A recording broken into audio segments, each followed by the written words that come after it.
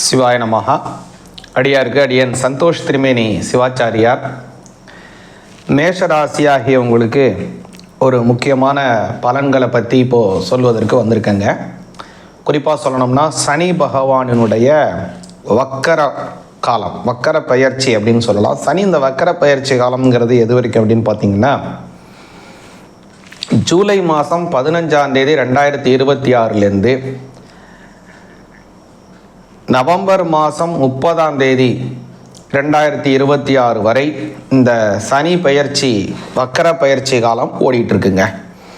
சற்றேற குறைய பார்த்தீங்க அப்படின்னா 5.5 மாதங்கள் இது முழுமையாக இந்த பயிற்சி காலம் போயிட்டுருக்கு.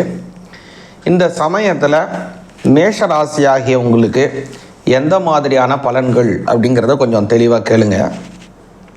மேஷராசிக்கு 7.5 சனி நடந்து கொண்டிருக்கு ஒரு பக்கம், அது எல்லாருக்கும் தெரிஞ்சது தான். ஆனால் இந்த வக்கர காலத்தில் பார்த்தீங்க அப்படின்னா சனி பகவானினுடைய தன்மை கொஞ்சம் மாறும். அது எப்படி இருக்கும் அப்படின்னு பார்த்தீங்க அப்படின்னா எந்த மாதிரியான பலன்களை கொடுத்து கொண்டு இருக்கிறாரோ அதை அப்படியே கொஞ்சம் மாற்றி கொடுப்பார். அதாவது நல்ல பலன் கொடுக்குறாருன்னா கெடு பலனை கொடுப்பார், கெடு பலன் கொடுக்குறாருன்னா கொஞ்சம் நல்ல பலனை கொடுப்பார்.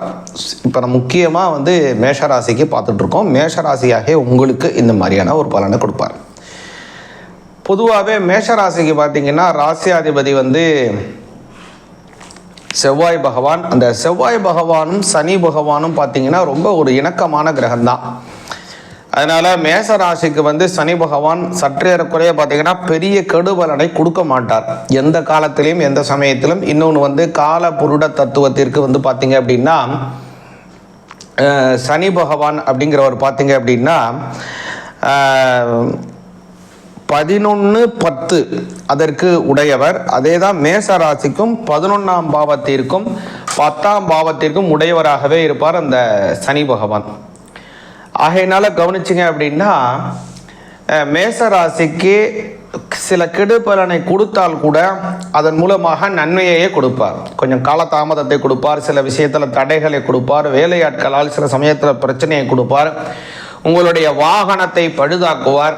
சில சமயத்தில் நீங்கள் செய்திருக்கக்கூடிய முதலீட்டின் மூலமாக அதில் லாபம் வரவிடாத அப்படியான தடைகள் இந்த மாதிரி நிறையா இருந்தால் கூட சில கெடுபலன்களை கொடுத்தால் கூட அதன் மூலமாக நன்மையையே செய்வார் சனி பகவான். இதை நல்லா புரிந்து கொள்ளுங்கள். அதனால் இந்த 7.5 சனி காலத்தில் சனி பகவான் இப்போ அப்படியே மாறுகிறார். அதனால் இப்போ நம்ம சொன்னோம் பாருங்கள், இந்த பிரச்சனை எல்லாமே மாறும். பழைய முதலீட்டின் மூலமாக நன்மைகள் அதிகமாக கிடைக்கும். அதே மாதிரி வேலையாட்கள் பிரச்சனை இருந்து வந்தால் அது எல்லாமே தீர்க்கப்படும். வீட்டில் அடிக்கடி வீட்டில் உபகரண பொருள் ஏதாவது ரிப்பேர் ஆகிட்டே இருக்குது. ஃப்ரிட்ஜ் ரிப்பேர் ஆகுது, வாஷிங் மிஷின் ரிப்பேர் ஆகுது, ஏசி ரிப்பேர் ஆகுது, செல்ஃபோன் ரிப்பேர் ஆகுது, எல்லாம் சரியாக இருந்தால் கேஸ் ஸ்டவ் ரிப்பேர் ஆகுது. இந்த மாதிரி ஏதாவது வீட்டு உபகரண பொருட்கள் ரிப்பேர் ஆகிட்டே இருக்கும். அது கடந்த அந்த சனி பயிற்சி ஆனதுலேருந்து உங்களுக்கு அப்படி தான் ஆகிட்டு இருக்கும். ஆனால் இப்போ அது சூழ்நிலைகள் மாறும், சீரான நன்மைகள் கிடைக்கும், தேவையற்ற விரய செலவுகள் குறையும். 11ஆம் இடத்திற்குடையவர் 12ஆம் இடத்துக்கு வர்றதுனால வக்ரம் பெறுவதனாலே வெளிநாடு செல்லணும்னு ரொம்ப நாள் ஆசைப்பட்டு கொண்டிருக்கக்கூடிய மேஷராசிக்காரங்க வெளிநாடு போவதற்கு யோகம் வருதுங்க.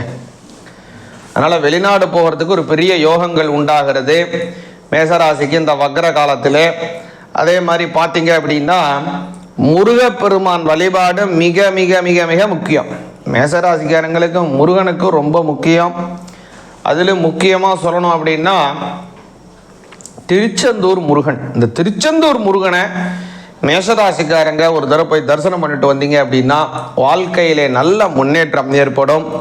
இந்த சனி பகவானினுடைய கெடுபலன் கண்டிப்பாக குறையும். 7.5 சனி காலத்தில் அந்த திருச்செந்தூர் முருகனுடைய ஆசீர்வாதம் உங்களுக்கு வாழ்க்கையில் மென்மேலும் செழுமைகளை கொடுக்கும்.